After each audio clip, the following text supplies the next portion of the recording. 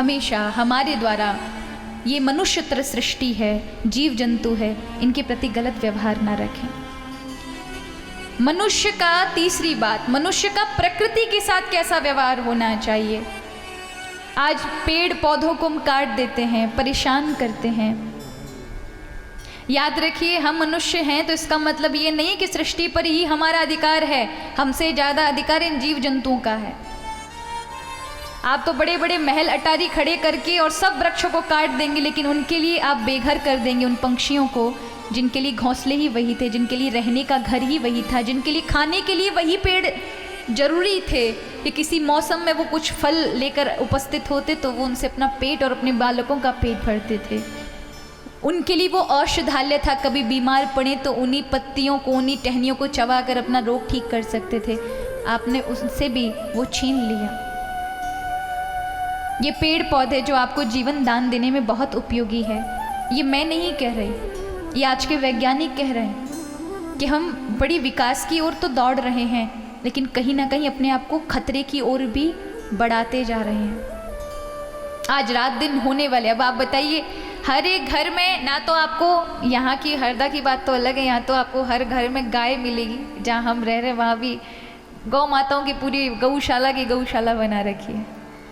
3-4 भाई हैं, 3-4 भाइयों के भी सैकड़ों गौवंश हैं। और ये क्षेत्र वाकई गौ माता के लिए हमेशा झुका हुआ है, क्योंकि ये पूरा क्षेत्र ही हरि वैष्णव जनों का नगर है। मैं कहूँगी, कहते ना हरदा नगरी हृदय की नगरी है। वाकई आप सभी के हृदय में ठाकुर जी बसते हैं और गौ माता के लिए इतना अटूट प्रेम है, ठाकुर जी के लिए अटूट प्रेम है, ठाकुर जी के लिए प्रेम है, तभी गौ माता के लिए आपके अंदर अत्यधिक प्रेम है। ये दिखाता है, इसलिए जोरदार ताली अपने लिए बजा लूँ महाराज, क्योंकि ये कोई तारीफ नहीं कर रही मैं आपकी, क्योंकि व्यासपीठ किसी की तारीफ और किसी के प्रोत्साहन के लिए नहीं बनी है कि यहाँ पर किसी की बड़ाई कर दो और झूठी और मान प्रतिष्ठा बढ़ा दो, नहीं, उसका भी दंड मिलता है।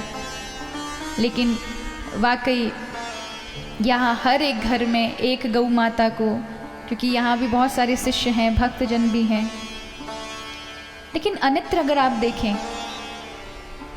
तो गाड़ी खड़ी करने के लिए तो जगह आपको मिलेगी, 2-2, 3-3 पार्किंग बना लेंगे, लेकिन आपको ना तो एक पेड़ मिलेगा, ना घर में गौ माता की सेवा मिलेगी। हाँ, कुत्ते जरूर मिल जाएंगे, हाँ या ना। किसी ने कहा कि कुत्ते पालना बहुत ज़्यादा ज़रूरी है, कहीं मैंने सुना कि कुत्ते पालना बहुत ज़्यादा ज़रूरी है, क्योंकि कुत्ते 5 पांडवों के साथ गए थे। कहाँ तक गए थे? स्वर्ग तक गए थे, इसलिए कुत्ते पालने चाहिए। कुछ लोग कहते कि इसलिए कुत्ते पालते क्योंकि उन्होंने कुत्तों ने ही पांडवों का साथ दिया था और वो स्वर्ग तक लेकर गए। तो एक महाशय बोलते हैं, काश वो सारे के सारे दुनिया के कुत्ते उन समय पांडवों के पास चले गए होते तो आज घर घर गौ माता बंधी होती। लोग कुत्तों को गाड़ियों में घुमाते हैं, उन्हें स्नान कराते हैं, अपने साथ खूब सुलाते हैं। सुलाने चाहिए, अच्छी बात है। देखो, वो भी एक प्राणी है, मैं कभी ये नहीं कह रही कि उनको मत पालो। देखें, हमें हमारे अंदर दया करुणा होनी चाहिए। जैसे ये रोड पर घूमते हैं, उन्हें भी प्रेम करें, केवल उन्हीं को नहीं, सबको। हमारे आश्रम में भी कुछ ऐसे हैं, लेकिन हम उनको कभी ऐसे नहीं कि ये विविधता या भेदता करते हों। वो कहीं भी बैठ सकते हैं। हमारी माता जी को तो प्रिय नहीं लगता, पर हमने अपनी माता जी को बोल रखा है, ये कहीं भी जाएं, कहीं भी बैठें, स्वतंत्रता दो। लोग इनको मारते हैं, डंडों से मारते हैं, लेकिन हमारे अंदर, हम मानव किस काम के, अगर हमारे अंदर करुणा का जन्म ना हुआ। प्रभु ने शायद सेवा का मौका दिया है, सेवा करें। जो भी आपको दिख रहे हैं इर्द गिर्द, कहते हैं आप 100 मनुष्यों को एक तरफ, भले ही उनको तनख्वाह दीजिएगा, लेकिन उतनी वफादारी वो आपके साथ निभा नहीं सकते जितना एक कुत्ता निभा देगा। उसके अंदर वो क्या चाहिए? उसको तनख्वाह नहीं चाहिए, अपने मालिक का प्रेम चाहिए। बस उसको हाथ से सहला दे और एक रोटी खिला दे, वो उसका, पूरे जीवन उसका, और बदल नहीं सकता। तो मैं ये नहीं कह रही कि इनको मत पालिए, हर जीव जंतु को पालिए, लेकिन परिंदों को मत पालिए। कि इनको नहीं पालना चाहिए? पंक्षियों को मत पालिए, पालिए कुत्तों को पालिए, गौ माता को की सेवा करिए, और जितने भी जिनको पालना है पालिए, इनको आवश्यकता है।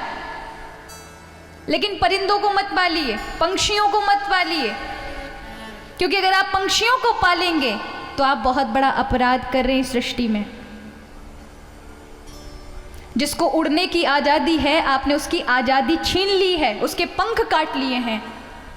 आज चिड़ियाघरों में असंख्य उन विलुप्त जातियों को बचाने के लिए रख दिए जाते हैं पिंजरे में बंद, और 10 साल बाद उन्हें निकाल कर उड़ाया जाता है ना, उड़ना भूल जाते हैं, बार बार गिर पड़ते हैं, घायल हो जाते हैं। क्या किया हमने? जिनको भगवान ने अनंत आकाश तो दिया, लेकिन आपने उन्हें पिंजरे में कैद कर लिया। ये तो वही है कि भगवान ने 2 टांगे तो आपको दी, लेकिन किसी ने जंजीरें बांध दी आपको और विकलांग की स्थिति में खड़ा कर दिया कि आप चाहकर भी चल नहीं सकते। उम्मीद तो बहुत करते हैं कि भगवान ने पैर दिए, थोड़ा चल लें इस पृथ्वी पर, लेकिन किसी ने एक जगह बांध कर रख दिया आपको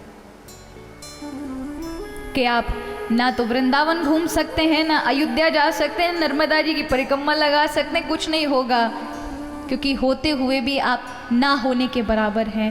परिंदों के साथ आप चाहे कितना भी प्रेम करिए, लेकिन अगर उनके पंख के प्रेम अगर आपने नहीं दिलाए, अगर आपने उन्हें उड़ने नहीं दिया, तो उनके जीवन का सुख छीन लिया।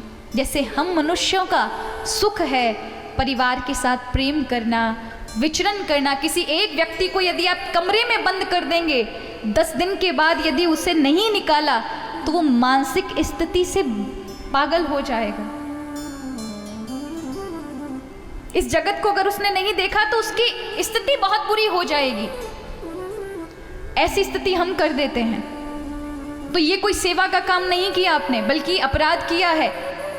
किसी का सुख था वो आपने छीन लिया। कभी देखा आप ये कहेंगे कि भाई हम तो उसको रोज प्रतिदिन भोजन कराते हैं, बड़ा ख्याल रखते हैं, आपसे ज़्यादा ख्याल वो अपना रख लेते हैं। कभी देखा किसी परिंदे ने भूख हड़ताल की हो कि इतने पंछी मर गए, भूखे मरे? क्योंकि उन्हें उनकी सृष्टि की और उनकी जिम्मेदारी प्रभु के हाथ में है।